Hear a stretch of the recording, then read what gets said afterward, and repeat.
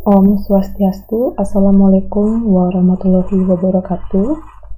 Pada kesempatan ini saya akan mempresentasikan ujian tengah semester dari mata kuliah Metodologi Penelitian Teknologi Informasi.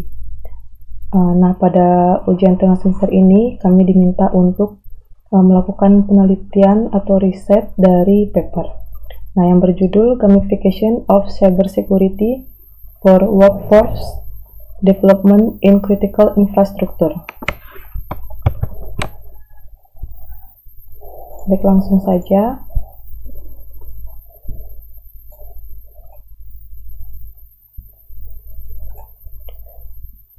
Untuk soal yang pertama yaitu research gap yang diidentifikasi dalam paper ini. Latar belakangnya infrastruktur kritis atau critical infrastructure seperti jaringan listrik, sistem pengolahan air, transportasi, dan komunikasi kini semakin terkoneksi dengan jaringan internet. Hal ini menyebabkan sistem operasional teknologi atau OT menjadi semakin rentan terhadap serangan cyber.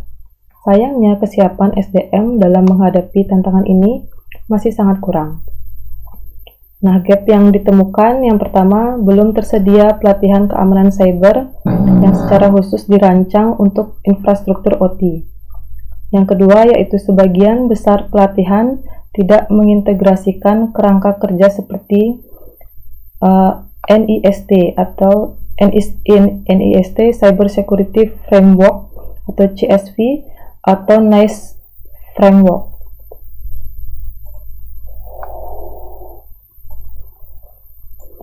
Dan yang ketiga yaitu kurangnya penggunaan metode formative teaching atau pembelajaran yang beradaptasi terhadap tindakan peserta. Dan yang selanjutnya yaitu platform pelatihan yang ada belum menyentuh aspek taktis serangan nyata terhadap CI. Nah, kontribusi paper ini memperkenalkan Network Defense Training Game atau NDTG sebagai platform gamifikasi untuk pelatihan keamanan cyber dengan pendekatan berbasis skenario dan integrasi framework CSF dan NIST.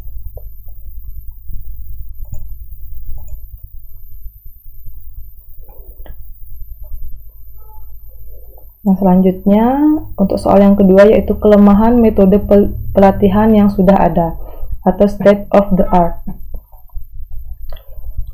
Nah, beberapa metode pelatihan keamanan cyber yang telah ada sebelum NDTG antara lain yang pertama, Cyber CYG merupakan fokus pada IT, tidak mendalam pada OT dan ICS, serta belum mengadopsi framework keamanan standar. Dan yang kedua yaitu Cyber Protect yang merupakan tidak mengintegrasikan kebijakan organisasi dan fokus hanya pada pembelian alat pertahanan. Dan selanjutnya yaitu CyberNext tidak menyediakan skenario berbasis framework. Nah, ini fokus hanya pada availability aja. Yang selanjutnya yaitu Agent Surveyor. Nah, merupakan meskipun memiliki simulasi realistis, tidak menghubungkan pelatihan dengan CSF atau NICE. Nah, kekurangan pada umumnya yang pertama tidak memperhatikan kompleksitas jaringan OT. Yang kedua, belum menggabungkan peran pekerjaan atau workforce rules yang spesifik. Yang ketiga yaitu kurang adaptif terhadap keputusan peserta atau tidak ada formative feedback. Nah, yang selanjutnya yaitu tidak semua bisa diakses publik atau gratis.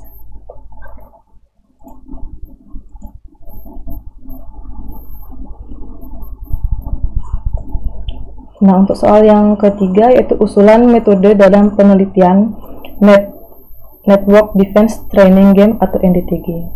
Nah, Network Defense Training Game NDTG adalah game pelatihan berbasis simulasi yang menyajikan skenario serangan terhadap jaringan OT.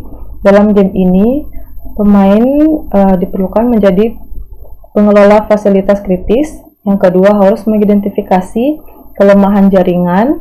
Yang ketiga, mengimplementasikan kebijakan keamanan. Yang selanjutnya yaitu merespons dan memulihkan sistem dari serangan. Nah, fitur utamanya yaitu berbasis Cyber Kill Chain, dan Mitre ATT dan CK. Yang kedua yaitu integrasi langsung dengan NIST CSF dan Niche Framework. Nah, selanjutnya skenario nyata, misalnya skenario quartet dengan 4 jalur serangan atau rogue, device, insider threat, third party access, misconfigure security. Dan selanjutnya evaluasi skor dan feedback di akhir sesi.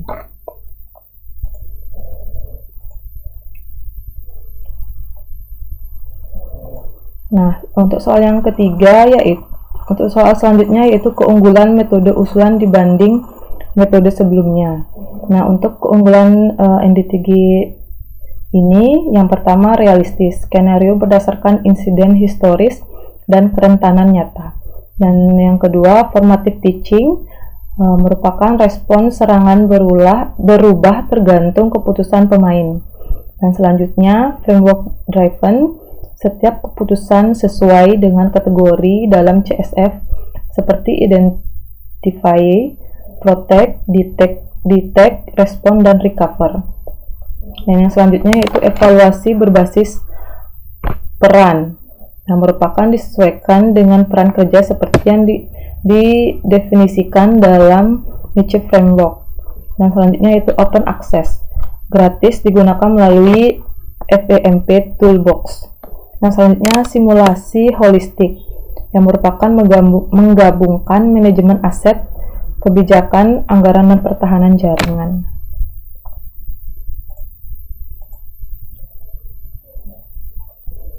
Nah, untuk soal yang selanjutnya itu apakah metode usulan efektif?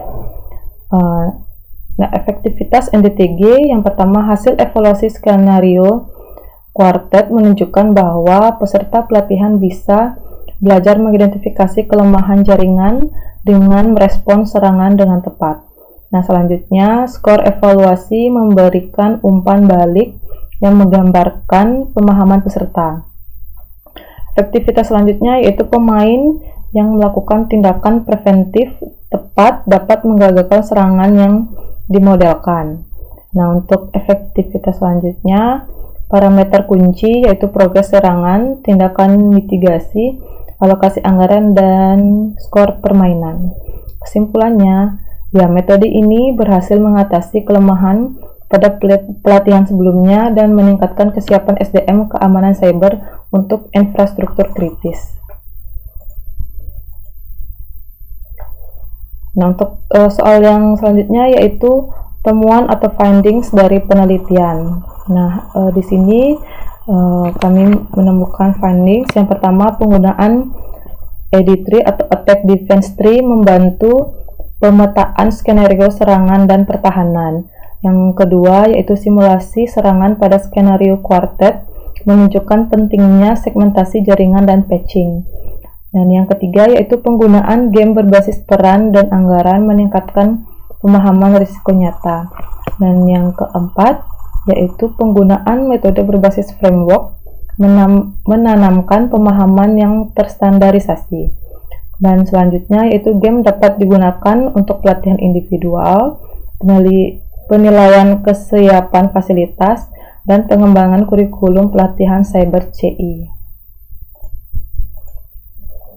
Nah, kesimpulan dari pengamatan paper ini adalah NDTG adalah pendekatan inovatif untuk menjembatani kekurangan pelatihan keamanan cyber tradisional, terutama pada lingkungan OT di infrastruktur kritis. Penggabungan antara skenario realistis, prinsip gamifikasi, dan framework standar memberikan kontribusi nyata bagi peningkatan ketahanan cyber nasional. Nah, rekomendasinya yaitu perlu pengembangan lebih lanjut agar dapat disesuaikan untuk berbagai sektor CI. Yang kedua yaitu game dapat dijadikan bagian dari program pendidikan formal di bidang keamanan cyber. Nah, berikut kami sudah lampirkan link unduhan papernya, dan ini merupakan link paper yang kami download atau kami akses di IEE Access.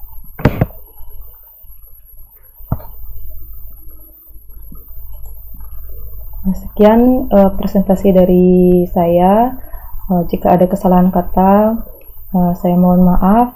Akhir kata saya tutup dengan Parama Santi. Om Santi Santi Santi Om. Assalamualaikum warahmatullahi wabarakatuh. Terima kasih.